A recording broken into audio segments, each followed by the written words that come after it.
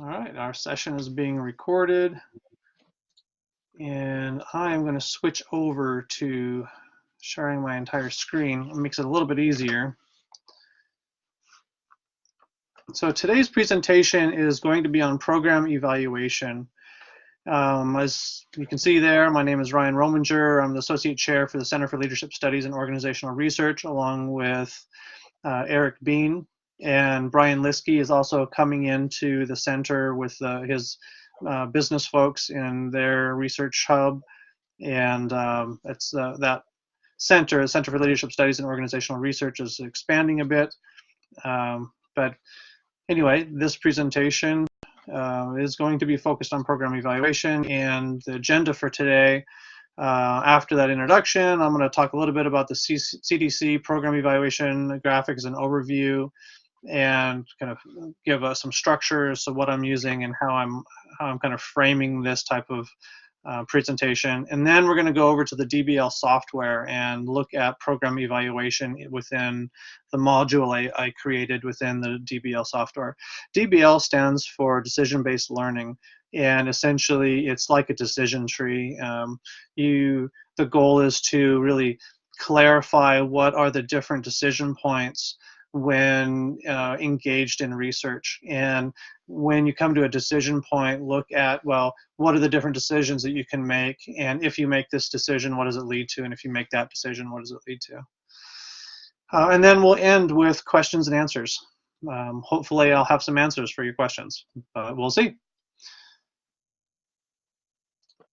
The text that I am using primarily for this presentation is Royce Thayer and Paget's Program Evaluation: An Introduction to an Evidence-Based Approach.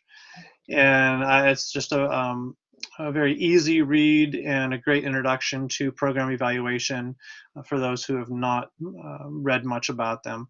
The other things that other articles that I would recommend is An Improvement in Accountability-Oriented Program Evaluation, the article there, the first one. In that article, they talk about 5 different types of program evaluations, and it's just a great discussion.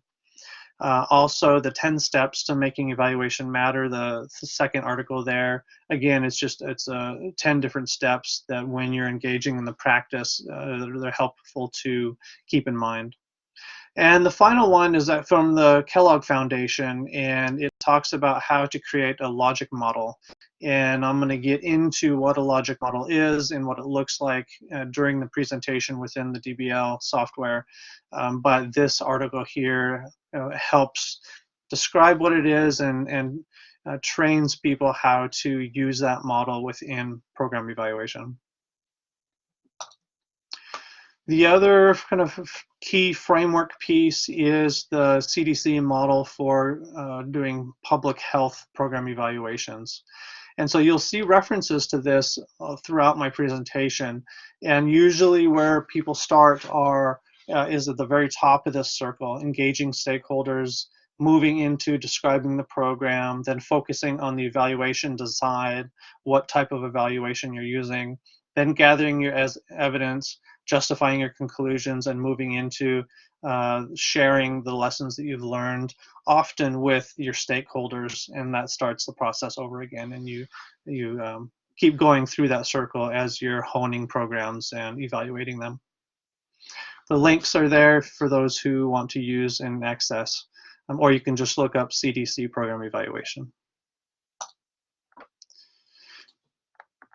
All right, so as I think about program evaluation, there's lots of different places that a person can start, but one of the first places that I start is the program evaluation taking within a broader context or organization? It almost seems like an odd place to start, but for me, it contextualizes where am I going to be doing my study. Am I in an educational institution? Am I in a healthcare setting? And part of that for doctoral students is going to be identifying, what program are they in, and what is it that they are going to be stepping into professionally. What area are they going to be stepping into? So if you're a nurse practitioner, you're going to be in hospitals or other nursing environments. So that would be an environment in which, or context in which, a program might be evaluated. So This presentation is going to go through questions like this, and we have a link down here, how do I decide? So if we click on that, it opens up a presentation, another set of PowerPoints. So what is the context or organization within which a program evaluation will take place? Well, what is the definition of organization or context? The context or organization is the place where the program is being held, like I was saying. It may be a large organization, such as the Department of Defense, or smaller organizations, such as local schools, or businesses, or even community mental health centers. I myself am a therapist as well, and so when you have, when we do program evaluations, often it is of different interventions that might happen within the community mental health centers, to reduce depression or reduce suicide within veterans, those types of things. So an example of a context organization, we're looking at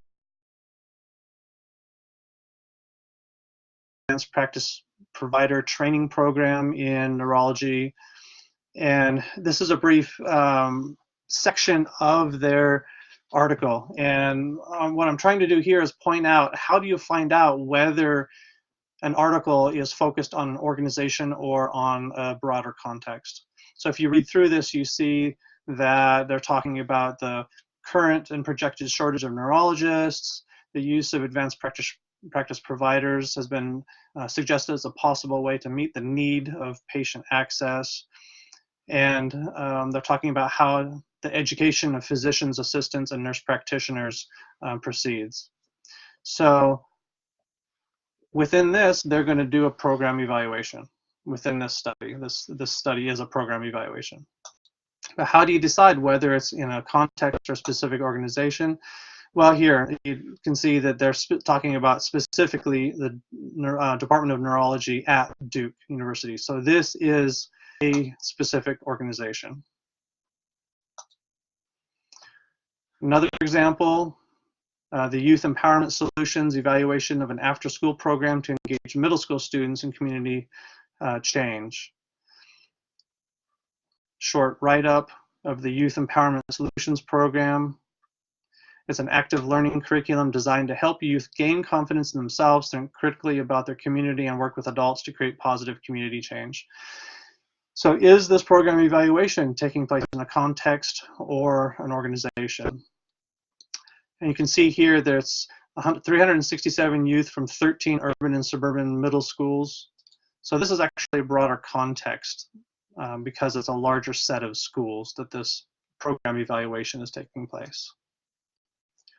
A third example, the objectives there, the aim of the study is to determine the effectiveness of the NPFEP, which is the Nurse Practitioner Follow-Up Education Program.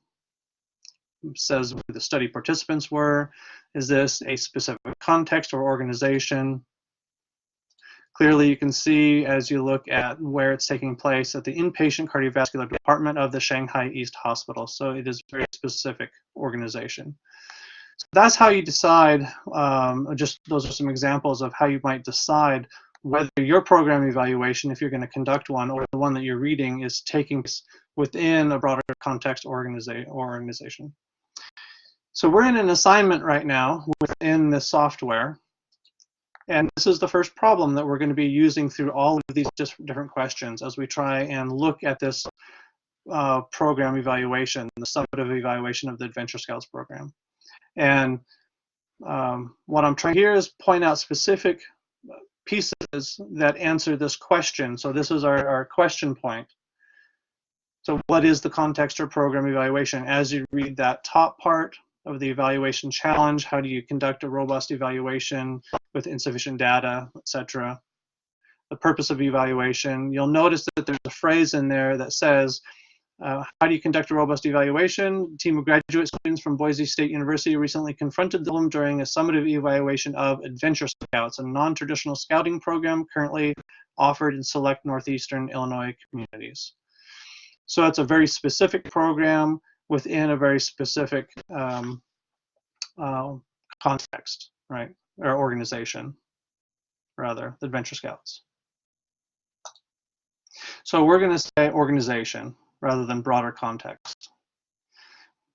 If we chose wrong there, the software would let us know, oh, you've incorrectly identified whether it's a context or organization. So we select the other option. It's a specific organization. So within the write-up, the article, we ask the next question, are the upstream constituents clearly identified? Well, within a program evaluation, who are the upstream constituents? How do I know that? So the upstream constituents are the individuals and or groups which are involved with an organization and or program. Constituents in general are, and they include those who run the organization, those who implement, and those who benefit from the program. The upstream are those who make the decisions. They're the leaders of the organization, like directors, they're the funders, the people who are engaging in the actions of the program, like therapists in a mental health center would often be considered upstream constituents. So another example here from a novel pediatric residency coaching program, outcomes after 1 year. For program directors and clinical faculty members to optimally assess residents' readiness for independent practice, they need firsthand data on resident performance within the context of patient encounters. So as you're reading through that, can you tell who the upstream constituents are? Are they clearly identified?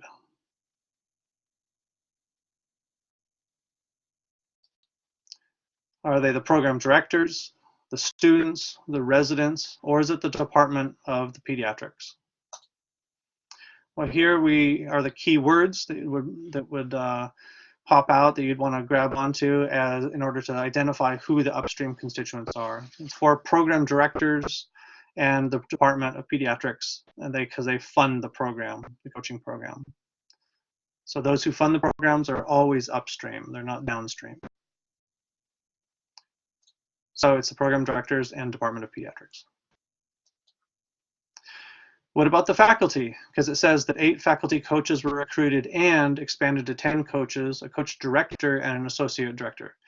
Yes, these individuals could be considered part of the upstream constituents as they are helping administer the program. However, those administering the program might or might not be making decisions about continuing, altering, or discontinuing the program.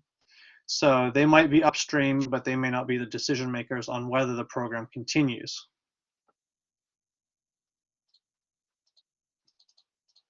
All right. So coming back here, we look at our problem on this, a summative evaluation of the Adventure Scouts program. How do we know who the upstream constituents are? Well, in that second paragraph, you'll see that it says Joan Osmond, Vice President of Membership for the Northeastern Illinois Council of Boy Scouts of America, and other NEIC members were enthusiastic for an independent party to evaluate the Adventure Scouts program.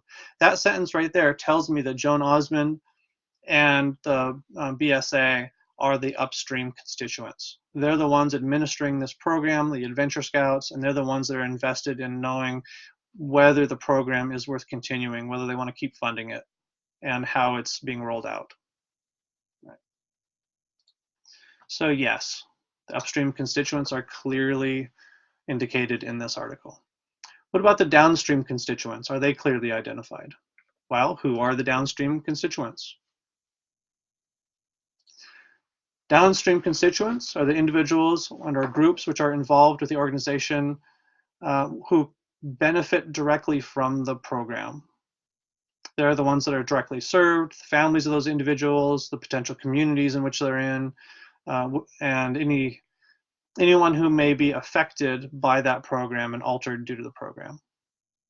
Both those who are intended and unintended downstream constituents.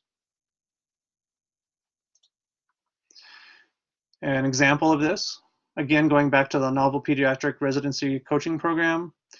Under program development, the Stanford Pediatric Residency Coaching Program, based on the conceptual frameworks, developed a new conceptual model for coaching in medicine.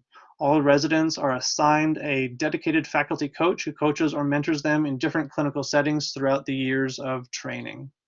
So who are the, actually it should say downstream constituents, not upstream right there. Coaching itself constitutes a continuous improvement cycle. All residents are assigned. Those words tell me that it's the residents, the receiving the coaching. So it's a coaching program, and those are the downstream constituents, not the upstream, as that says right there.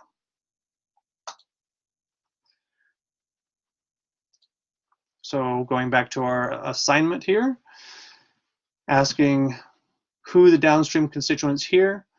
In this program, there's the sentence that says provides character development and values-based leadership training to boys in Lake County, Illinois. This program differs from traditional scouting programs in that it has been tailored to better serve Hispanic and African American families in low socioeconomic areas. Those are the downstream constituents, those boys.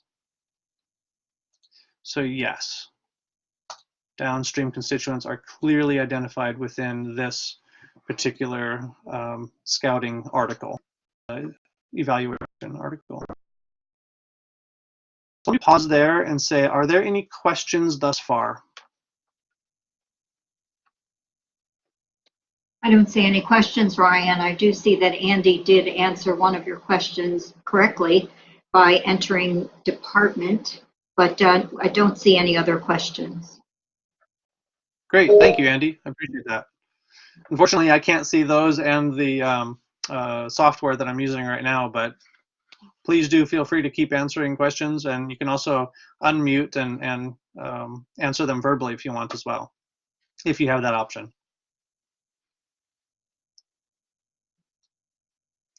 So moving along, the next question in this series is, was a needs assessment analysis conducted? So now we're moving into describing the program.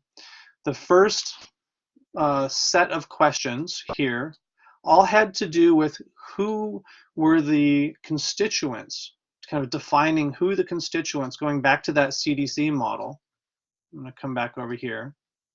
Engaging the stakeholders. The stakeholders, the constituents, you know, the upstream and downstream, and the stakeholders are who are invested. So we've really been defining who are those individuals and how do you tell who those individuals who are being influenced or who are holding the program are. All right. So we're moving from there down into describing the program now. Was a needs assessment analysis conducted? Well, how do I know? What is a needs assessment? A needs assessment is a study conducted by an organization in order to determine the needs of its constituents. The needs assessment may be a formal study, such as a survey of students, clients, or patients to gain their feedback on what's missing or what could be better, or it may be based off of existing data, such as hospital records or reading scores, for example, of 5th grade students. Note, a needs assessment are conducted prior to a program implementation.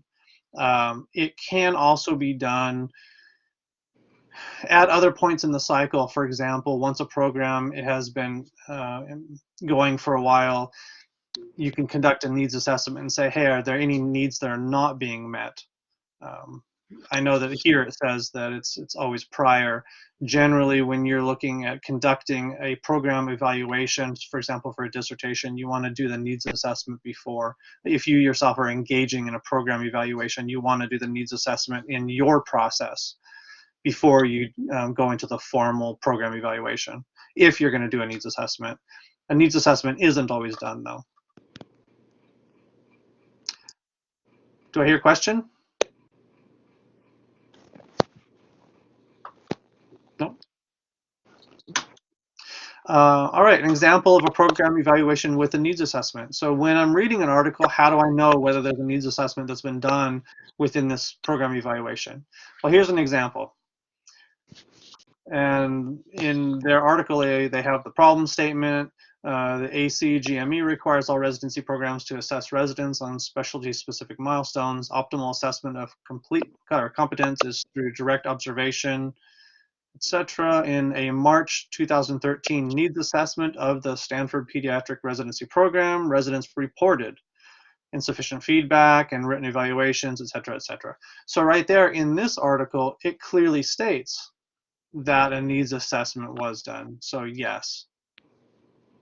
right there. So we would mark yes. In March 2013, the needs assessment was conducted.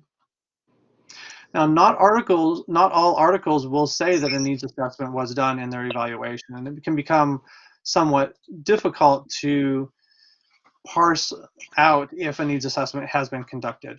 That's actually the case in this article, a summative evaluation of the Adventure Scouts program.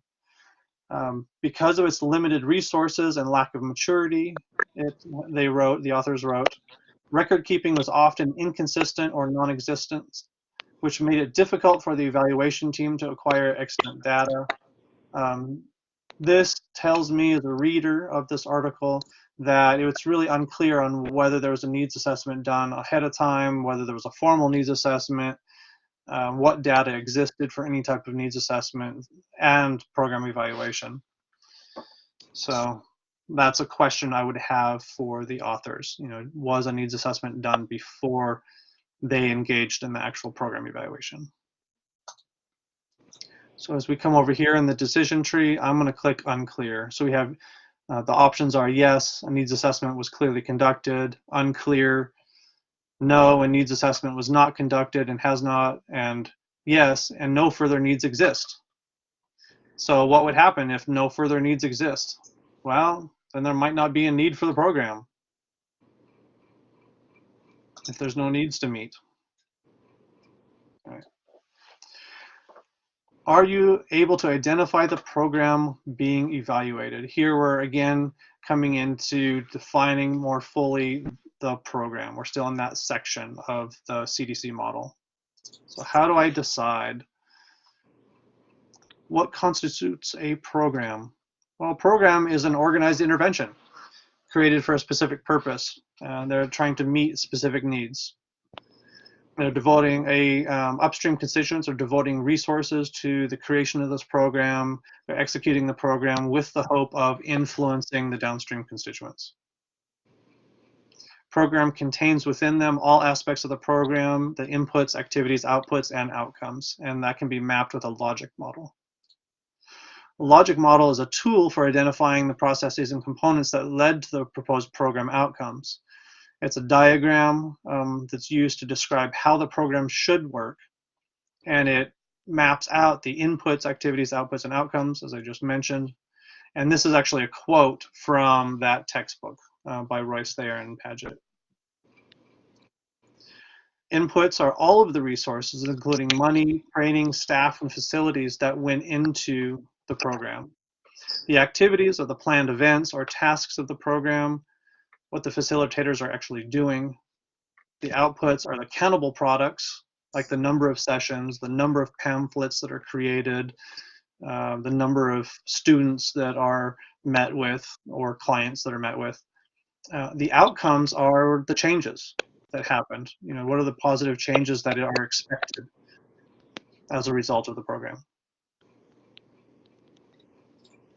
And when mapping them, often you'll see them mapped linearly like this, and each of the boxes will then be completed for the official logic model that a program evaluator might give their upstream constituents or the stakeholders to say, well, here's, when I map all this out, here's all the inputs that we identified, the staff time, the resources, etc.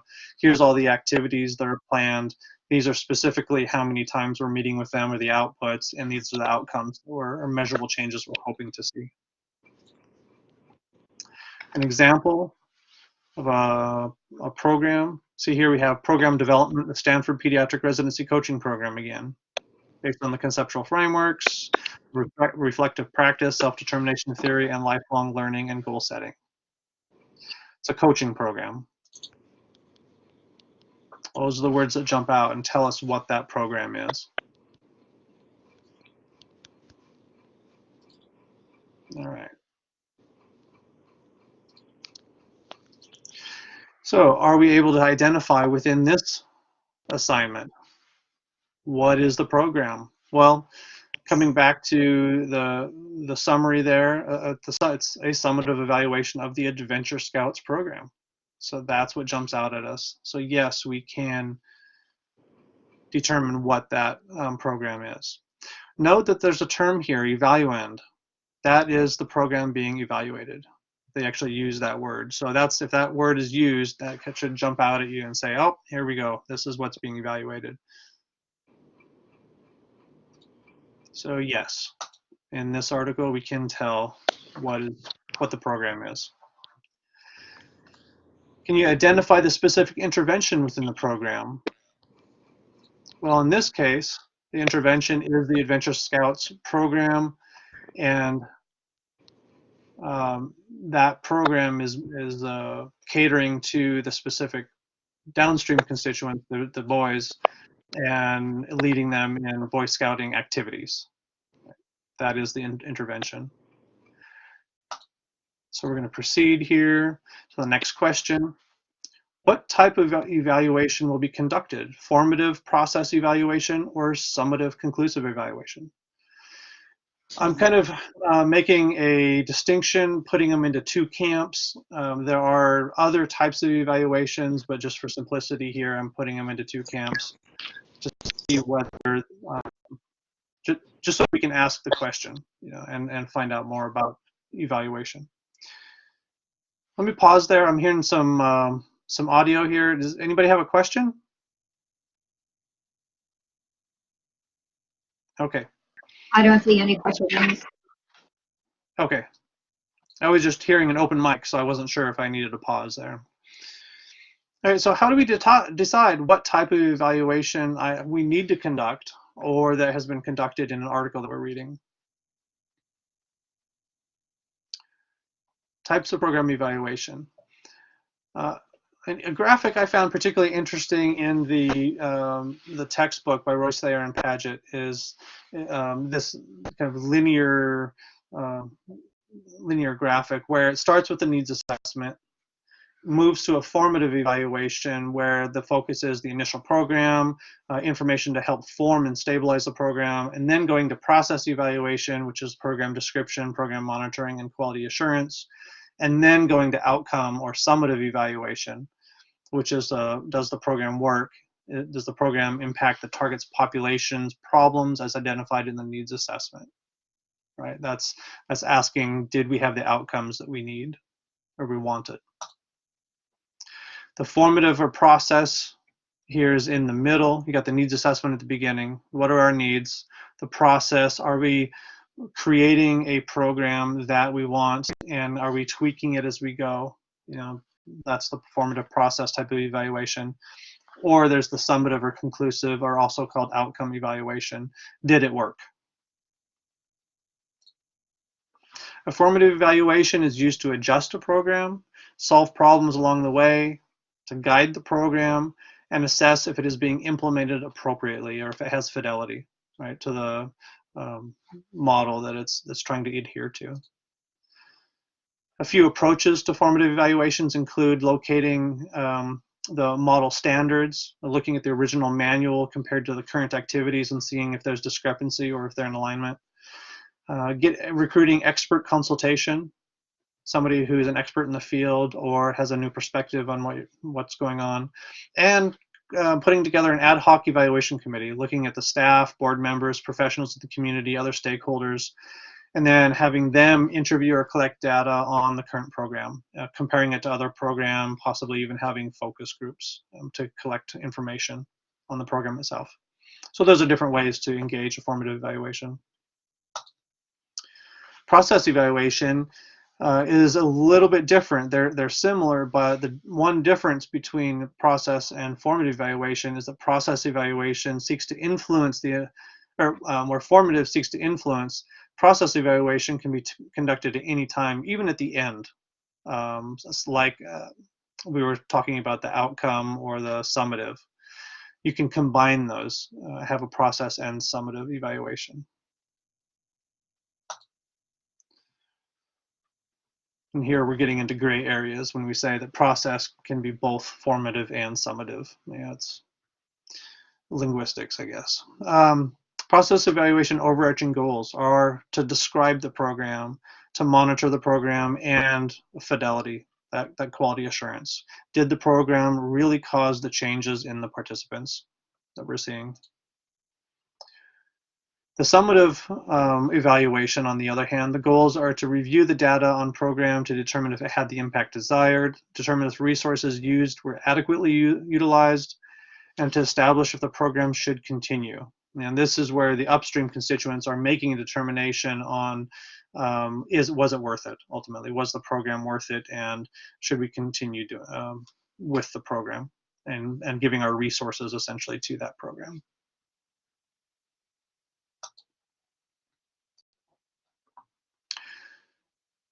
So can we say what type of evaluation the Adventure Scouts program? Well, it's right there in the title. It's a summative evaluation. So here we go. It's a summative. So what kind of data will you collect in order to, and here we're moving into the gathering credible evidence. If we come back here to the CDC model, we've moved from engaging the stakeholders to describing the program, focusing the evaluation design. We know it's a summative evaluation, in our assignment that we're looking at in this software. And now we're moving to the bottom of the cycle, gathering credible evidence. So what Ryan, kind of... Jean Jablonski has a question.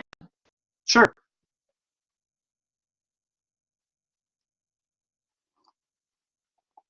Jean, are you there?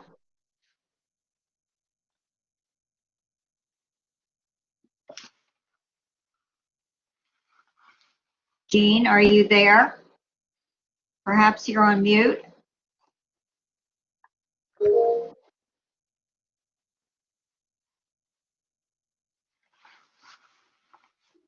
Are you hearing me now? I can hear you now. Oh, okay, okay. I did come over to the side from mute. I was in fact looking at the window going up. So I had a question actually sort of regarding something more from the idea of grantsmanship and program development, where things are oftentimes assessed by the goals, where goals are short-term, long-term kinds of goals, and if goals aren't met by certain times, programs change. Or I guess that might be the influencer stage. That's what I'm sort of really asking over here. I didn't hear you mention much about anything being goal-driven within a program, and so I'm wondering if goals are not part of program evaluation, or in fact, is that just, I don't know, like looking at the screen, just one kind of data? Great question. I think that's one type of data point. Let me come back here. So if we go into what type of program, let's see if I can go back one slide here. When you look at the program description, when you delve more into that type of process evaluation, that's where you're going to get the goals. So when you look at the description of the actual program, you'll get the short and long-term goals, short, medium, long-term goals, and specific outcomes related to each goal often. And that way, so part of this process evaluation would be, are we actually meeting those goals? Are we obtaining those outcomes for those specific goals? And if so, great. If not, why not? Is it because that we're not, we have low fidelity, coming down to quality assurance, we have low fidelity, we're actually not following our model that we said that we set up, and our plan, we're not executing our plan like we said we would, not following the manual, so to speak? Or is there something else that happened along the way that was unanticipated, that has impacted the ability for us to reach our goals, whether it's a drop in funding, or all of a sudden, we wanted to train 30 therapists to work with the vets. Unfortunately, only 10 therapists came forward in order to get trained, so we couldn't train as many therapists, therefore we couldn't meet our program goals of having so many sessions with vets, just as an example. Does that make sense? Well, yeah, it certainly does, and I can see that I was just trying to determine whether the goals might actually be formative or in process evaluation. And when I hear the comments you make, I go back to the idea of whether or not a needs assessment may or may not have been done. It would seem to me to be kind of hard to nail down goals if in fact you aren't exactly clear on what your needs were in the first place. Yes, I agree with you. And I think those goals would come out of the needs. So if you're saying that the needs are that we have fifth graders that are not reading at level, to use an education example. So our goal is to raise 50% of the class up to at least a minimum level of a certain level of reading ability, and 90% up to maybe an absolute minimum. And so if those are our goals, then what program are we going to use in order to meet those goals? And so I think it really does come in once you find out what your needs are when you're creating the program in order to meet those specific goals. What is the intervention you're going to use to meet the needs? Good, thank you. Yeah, you're welcome. Any other questions? Great question, by the way. So there's a lot each of these steps, which I'm not able to cover just because of time. But I think it's valuable to dig into any one of these areas. And like I mentioned before, there's lots of other types of evaluations. I'm trying to be very basic here on the types of program evaluations, but it does get more intricate. And if you're going to engage in program evaluation, either as a doctoral student or as a faculty, then obviously you're going to be doing a lot more reading on the different types and nuances and whatnot.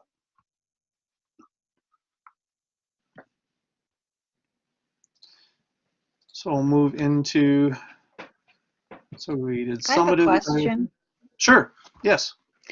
Hi, it's Cindy. I'm an alumni, and do I have access to the DBL tool?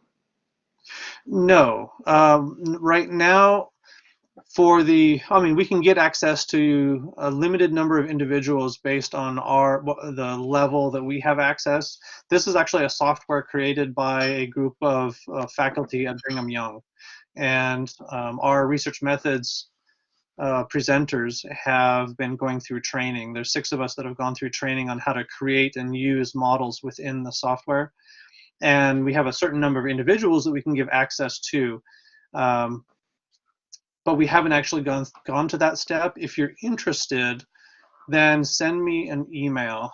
I'm going to flip over here real quick and post my email in the chat so that you can send me an email saying that you're interested. And Mansoor and I are going to put together a list. We are also looking at certifications for certain individuals this next year, and part of that certification process will be going in and going through a lot of these DBL models. So, or at Okay, least thank you. some of them.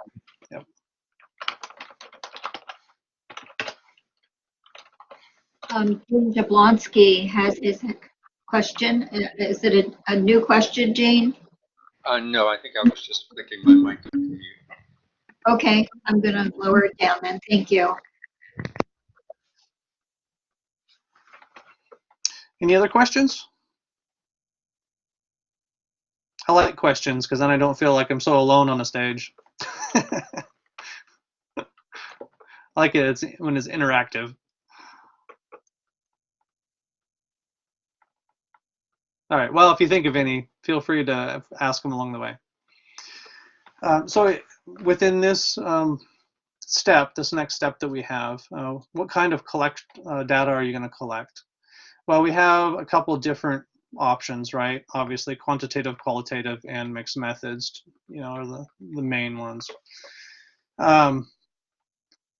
The thing about program evaluation is, in some ways, it's a research method, and in other ways, it's more of a meta method, because it's not a type of quantitative analysis or a type of qualitative. It's not like phenomenology, which is a type of qualitative, or hermeneutics or heuristics. When we're not talking about a specific logical regression analysis within quantitative. All of that can be used within program evaluation. and you can have mixed methods within program evaluation. Program evaluation is more about what's the cycle of identifying the context, the program, what are the needs, how am I going to assess the outcomes. It's that whole cycle, coming back to the CDC model. That's program evaluation, and actually gathering the evidence and justifying your conclusions are just a piece of the research process, or that research is just a piece of the process. Yeah. In this case, the summative evaluation, they actually go into the logic model that was developed. They used a key evaluation checklist from Shriven as a framework for gathering data and conducting the evaluation. The first step in the process was to determine dimensions of merit of the evaluand program and the relative importance of each. So they weighted each of the areas. So they actually conducted, from their perspective, both a process and outcome aspect within this summative evaluation. And their process pieces were the content alignment, participation rate, how many kids showed up, cultural accessibility, and then their outcome elements were retention rate, how many stayed with the program, leadership skills, and character building. And they collected information on each of those, and here you see the rationale behind collecting each of those elements. And then they gave a weight. What they determined what was the most important that they really wanted to find out about within this program evaluation. So the team used surveys and extant data reviews. So they looked at lists of students and how many kids showed up during each session for the scouting. So if you have scouts once a week, how many kids were there and who showed up. That's a piece of data, right? That's the retention and participation rate data. But unfortunately, if you read there, not all of the sites who were using the program collected that data adequately. So some of the data was not accessible. They just didn't have as much data as they wanted. It hadn't been standardized.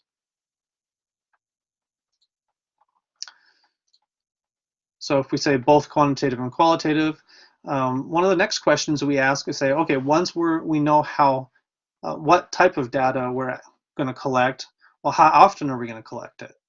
Are we going to collect data weekly? So if you're working in a mental health clinic and you're working with clients, some programs you might be collecting data weekly, every week on like depressions, using a depression scale, a 3-item or 5-item depression scale to see whether clients are increasing, decreasing, or maintaining their depression levels.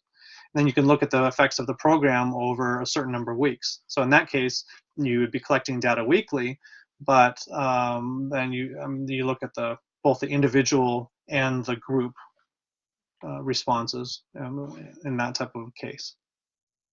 So, but you have to identify for yourself how frequently are you going to be collecting your data in your program review. Also, will that collection be adequate, or was it, if you're reviewing somebody else's article, was it adequate to evaluate the program? Coming back here for just a second, if we go up to our program that we're looking at, the summative evaluation of the Adventure Scouts program, how frequently? In the summative evaluation, they collected most of it at the end. So they went out and looked at, did interviews with people who were leading it, but they also looked at the data that was collected along the way. So even though their program evaluators' data collection was once, some of the data was actually collected week by week. If that makes sense.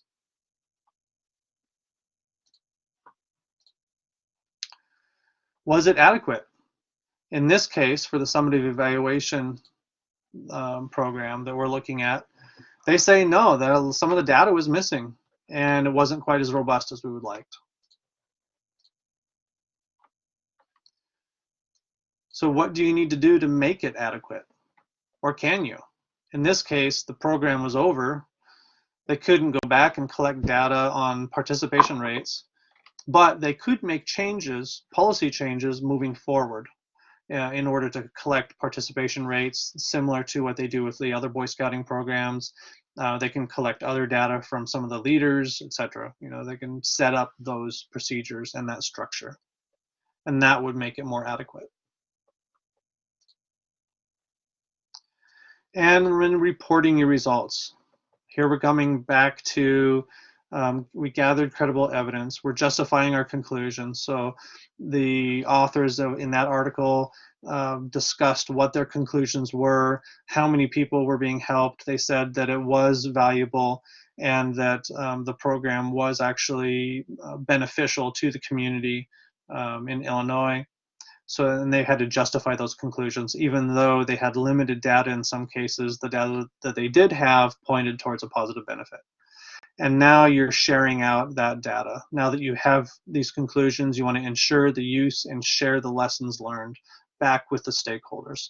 So that's what this piece is, reporting your results to both upstream and downstream constituents. When you report to upstream constituents, your reports are going to be using the logic model. Here's the resources that you've used. Here are the outcomes. Here are ultimately the effects. Try and give as much information as you can about the program and whether it was effective or not, and what the people who used the program, what their experience of that program was, so that those that are upstream, that are really administering the program, so that they can make a determination about whether the program should continue. For downstream constituents, you might be reporting out the number of people who tend to well, let's go back to mental health centers. You might have pamphlets in the office that say, we use a cognitive behavioral group-based program for people with depression and anxiety. And based on our program evaluation in this particular type of program, it has a X or Y and Z percentage of success rate. That way, when downstream constituents, when clients come in, they can read that result from that program evaluation. They're not going to read all the details about this program evaluation and the study and who the upstream constituents are. They don't need to know all that. What they're going to get is a little pamphlet that shows what the results of that evaluation are, and that they can then, as clients, as the downstream constituents, they can determine for themselves whether they want to utilize that program, whether they think it's going to be beneficial for themselves. So that's what would be the element when you're reporting out to downstream constituents that they're going to need to know.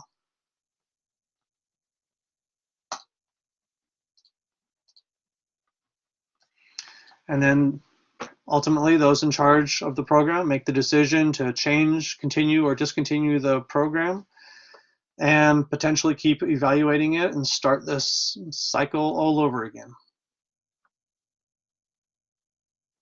So we are at 5:50. I'm going to open it up to questions and stop sharing my screen for a moment.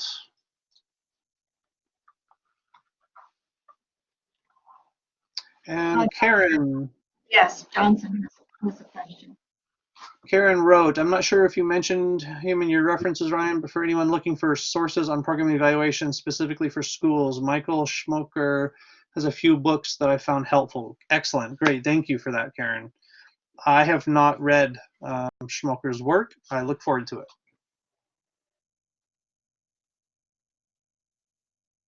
Thank you, Dr. Johnson. Appreciate it. Easy read and pragmatic, both of which I love.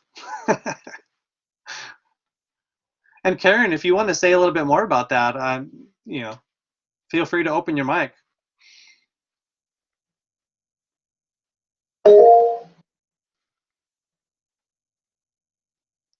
Looks like Jean might have a question too. Yeah, I'm sort of back into thinking about the whole thing of program evaluation, because I teach a research methods course for counseling students, and it's a real mix of students. Some of them are, in fact, people who are getting a master's degree in, say, clinical mental health, and others are getting a master's degree in school counseling. And so there's kind of like a quite a mix of perceptions as to what constitutes their research and what's important to them. And so I was sort of thinking, I'm not exactly sure because I don't work in school systems directly, that for them,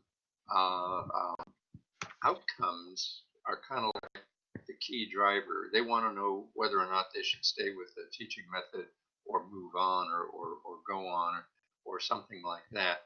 And they don't have the, I don't know how to say it, the luxury or technology of doing like a randomized multiple groups, control. They just don't have that tool to work with.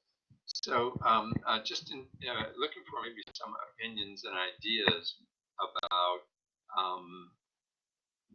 way to use program evaluation research. Would that strategy be to say you should focus on process or focus more on formative or focus more on summative thoughts? It seems to me that quite often in education, I see a lot of more formative and process as considering, what is it that you can measure, because I agree you're not going to have a lot of, randomized controlled designs, but you still have data that you can collect. For example, depending on whether you're working with the educators themselves, the teachers, or the school counselors who might be engaging in like bullying programs and programs trying to reduce suicide ideation or cutting or alcohol and drug abuse for high school school counselors. So you can look at the number of individuals who are coming into the office with those issues and whether the larger program that school counselor is implementing is reducing the number of individuals coming in. So you're looking at those who are using the resource. There are some third variables there, which could be maybe they've stopped coming in because they don't like the counselor, it's a horrible counselor or something, which completely, could cause that, but is completely not, not the reason that you want to be, reducing suicide ideation. You want your program to be working, right? So there's lots of different things that you could collect, data sets that you could collect, depending on what it is that you're trying to say that you want to change. If you're working with the educators, well, they want to increase test scores. You could look at test scores. They want to increase reading, math skills. You could look at specific types of test scores. So it kind of depends on what the program is that you're looking at. But quite often, all of those programs are in flux. They're changing how they implement those programs. Often one teacher to the next will implement them slightly different. My wife's a teacher and she runs into this all the time. So does that help? Yeah, it does. I mean, personally myself, I like the idea of maybe approaching from finding out what should be the data set of interest and then deciding where to go from there. Yeah. I like that. Thanks. Yeah, you're welcome. This textbook, incidentally, is similar. That's the textbook that we used in our master's counseling program. So I don't know what textbook you use, but if you're looking for a textbook, this happens to be a good one.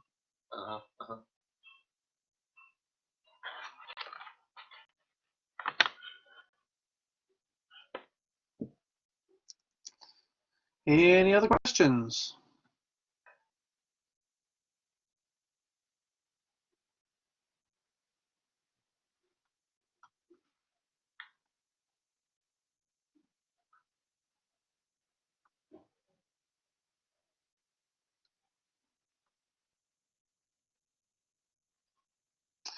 Well, if there are no further questions, you can reach me at ryanrominger440 at email.phoenix.edu, and you're always welcome to reach out to me after this for questions on program evaluation or the other presentations I give on mixed methods and narrative. I'm going to be giving a presentation with Dr. Jim Lane on narrative research methods here in September.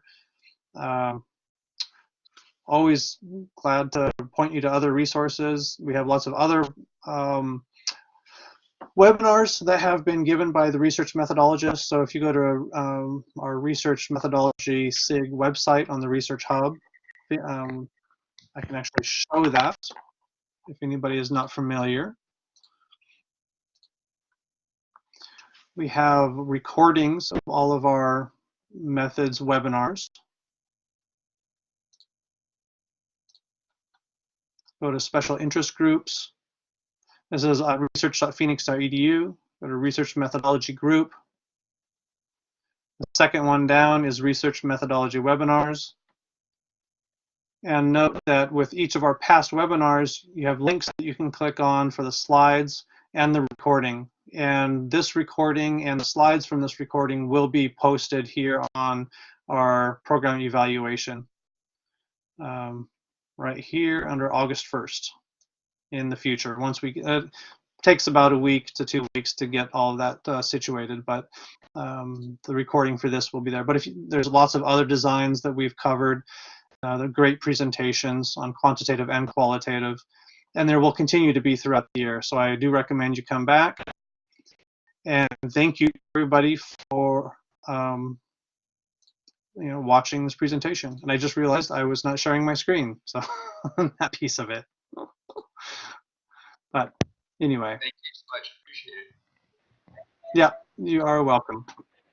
Yes, thank you so much. You're welcome. Here, I'll share my screen just so that for those of you who are around can still see.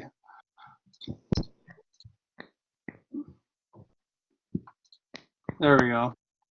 There's the research methodology webinar.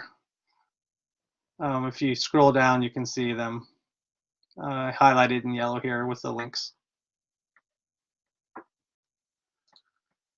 All right, everybody, have a good rest of the day. Thank you for attending.